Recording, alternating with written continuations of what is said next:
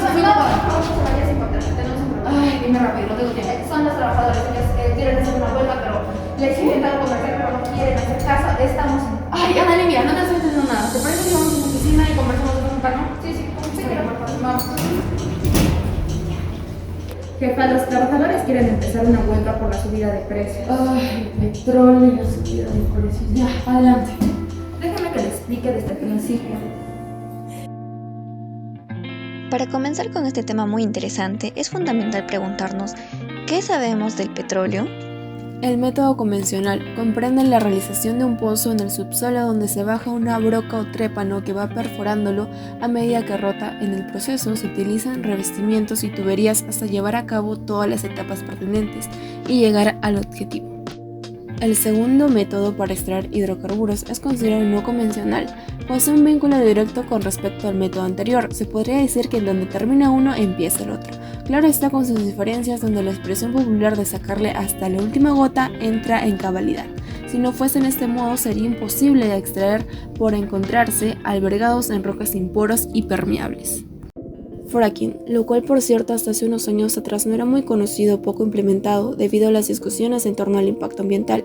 Es un método de extracción que se usa después de que el pozo ha sido completado. Consiste en la inyección de un fluido a gran presión en el pozo para crear o restaurar fracturas en la formación con el fin de estimular la producción. Esto crea trayectorias que incrementan la razón a la cual el crudo puede ser producido desde la roca madre. El petróleo proporciona combustible para el calor y la iluminación, lubricantes para la maquinaria y materia prima para una serie de industrias manufactureras. Todo el sistema de transporte del mundo depende del petróleo. La gasolina y el diésel son las principales fuentes de energía para todo tipo de vehículos de transporte modernos. El petróleo también se utiliza para producir electricidad para uso industrial y doméstico. Los grados más ligeros de aceite, como el queroseno, siguen siendo utilizados para fines domésticos. Los lubricantes son muy útiles para todo tipo de máquinas. Todos los tipos de lubricantes y grasas se producen a partir del petróleo. Luego de esta información muy importante, nos hacemos la pregunta ¿cómo se fija el precio del petróleo? Si nos preguntamos ¿cómo se fija el precio del petróleo?, debemos hablar de la OPEP. La OPEP es la Organización de Países Exportadores de Petróleo. Esta coordina las políticas petroleras de sus países miembros para influir en el mercado petrolero internacional. Los países miembros de la OPEP son Argelia, Angola, Ecuador, Gabón, Irak, Irán, Qatar, Kuwait, Libia, Nigeria, Arabia Saudita, Venezuela y los Emiratos Árabes Unidos. La cesta de la OPEP es un promedio de los precios de los petróleos producidos por los países miembros y se utiliza como punto de referencia para los precios del petróleo. Bien, ahora nos preguntamos ¿cómo nos llega a afectar a nosotros? Como sabemos, cuando sube el precio del petróleo, se produce una subida de costos en muchos sectores productivos. ¿Y qué provoca esto? Pues los bienes de consumo se ven incrementados también en su precio. Un claro ejemplo lo podemos ver en la gasolina. Ahora tenemos que tomar muy en cuenta que en el alza del petróleo no solo afecta a quienes lo compran directamente, sino también al resto de sectores, ya que muchos productos necesitan ser trasladados de un lugar a otro, ya sea de región a región o país.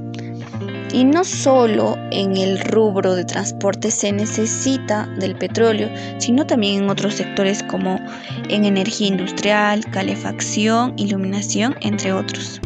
Esta subida de precio también afecta en el aumento del precio de pasajes, ya que muchas aerolíneas están evaluando subir los precios de los pasajes, ya que esta problemática está afectando a todos. Ahora hablaremos sobre la importancia del petróleo mundialmente.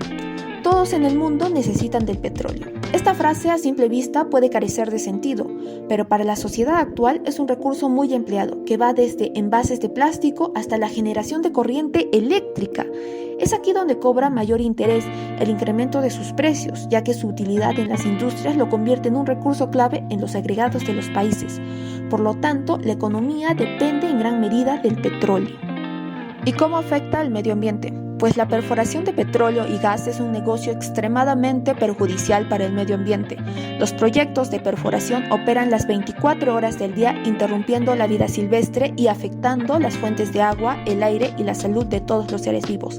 Recordemos que el 15 de enero pasado, un buque que descargaba crudo en la refinería La Pampilla de la empresa española Repsol derramó al menos 11.900 barriles de combustible en el mar. El vertido cubrió más de 1.400 hectáreas de mar y tierra y 500 hectáreas de reserva de fauna marina en áreas naturales protegidas. La contaminación alcanzó unos 80 kilómetros de costa, en lo que constituyó el peor desastre ecológico en la historia peruana reciente. Y lo mismo volvió a suceder el 16 de septiembre en la región nororiental de Loreto, donde se derramaron 2.500 barriles que afectaron a unas 2.500 personas indígenas. ¿Qué estamos haciendo al respecto? Es una pregunta que sigue pendiente. Qué interesante, ¿verdad? ¿Y sabemos cuáles son las nuevas fuentes de energía? Se calcula que para el año 2050 las energías renovables serán la principal fuente de electricidad del mundo.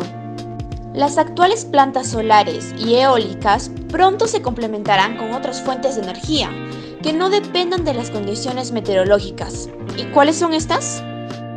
Por ejemplo, tenemos la energía undimotriz. Los mares prometen convertirse en una de las grandes fuentes de energía renovable. ¿Cómo se obtiene la energía en esta fuente? Pues es muy simple. El movimiento del oleaje hace ascender y descender las boyas. Así se activa una turbina eléctrica. La bioenergía. Fuente de energía potencial sin duda alguna. Pero, ¿cómo se genera esta? Hablemos un poco de sus inicios. Se da a través de la biomasa, que es de materia de origen animal, como también materia de origen vegetal. Cuando la transformación de las biomasas da lugar a la generación de la electricidad, calefacción o combustibles, se conoce como bioenergía. Entonces, a partir de la biomasa se puede generar electricidad para diferentes usos, como la calefacción para viviendas, hospitales, polideportivos e incluso barrios enteros, el calor y vapor para procesos industriales y biocarburantes para el uso de transporte. Mayra, Sí, jefa. reúneme a todos los trabajadores. Ok. Todos tienen que saber eso.